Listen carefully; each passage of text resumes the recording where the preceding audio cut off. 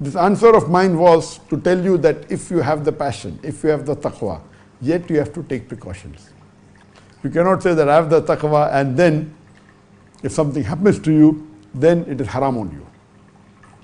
You cannot say I'll jump and Allah will save me. It is suicide. So without taking proper precautions, you say I will fast and you insist I'll not break my fast, it is haram in Islam. If you know your blood sugar is going up and down, you have to break it. Oh, no, another 2 hours are there, I've got strength. If you're having severe diabetes, then the blood sugar starts going up and down. Hypoglycemia, hyperglycemia. It is fard on you to break your fast. If you don't, it's haram. It will be considered nothing like suicide. It will be suicide. So let me make it very clear.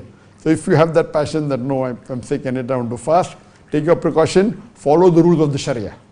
That have all the team, have the specialists give you advice, keep on checking, something fluctuates, be prepared to break. If you are not prepared to break, then it's haram.